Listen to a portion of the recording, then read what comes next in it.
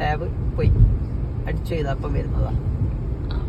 ഇതിങ്ങനെ ഇടക്കിടക്ക് ഓടോ ഇടക്കിടക്ക് ഇതിപ്പോ ഓഫില്ല. ഇപ്പൊ കണക്റ്റായി വരുമ്പോ വന്ന് കണക്റ്റായി.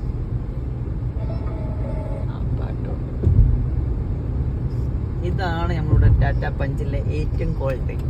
ബഗ്ഗാകും ഒരു 5 മിനിറ്റ് കഴിഞ്ഞാൽ വരും. ചില ടൈമിൽ ബഗ്ഗായി കഴിഞ്ഞാൽ റോഡുമേലൊക്കെ കിടക്കേണ്ടി വരും. അതാണ് ഇതെന്തോ വേഗത്തിന് ഡ്രൈവ് ചെയ്യുമ്പോഴാണ് ബഗ് ആയത്. അതും മോണിറ്റർ അതിനെ കൊണ്ട് കുഴപ്പമില്ല.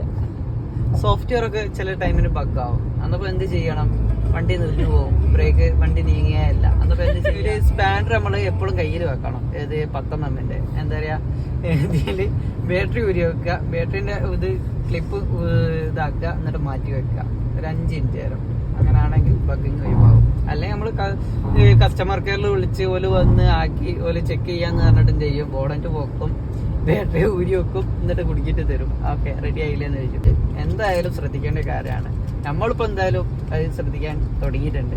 അതുകൊണ്ട് ഇതുവരെ പ്രശ്നമില്ല. പ്രശ്നമില്ല, പ്രശ്നം ഉണ്ടാകുമ്പോ പരിഹരിക്കും. അതാണ്.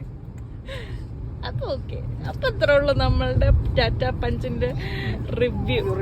എനിക്ക് തോന്നുന്നു നമ്മൾ എത്ര മാസം യൂസ് ചെയ്യാൻ തുടങ്ങി? നമ്മളിപ്പോ മാർച്ച് 25 മുതൽ ഇപ്പൊ മാർച്ച് 25 പറഞ്ഞാല് ഏപ്രിൽ 25, മെയ്, ജൂലൈ 4 മാസമായിട്ടുള്ളൂ. 4 മാസമായിട്ട് നമ്മൾ 12,633 കിലോമീറ്റർ നമ്മൾ വണ്ടിയിൽ ഓടുകയും ചെയ്തിട്ടുണ്ട്. നമുക്ക് മെയിൻ ആയിട്ട് വരുന്ന പ്രശ്നം ഇതാണ്. പിന്നെ ബാക്കിലെ സീറ്റിലേക്ക് ഇരുന്നിട്ടുണ്ടെങ്കിൽ സെന്റർ സീറ്റ് ഭയങ്കര മോശം.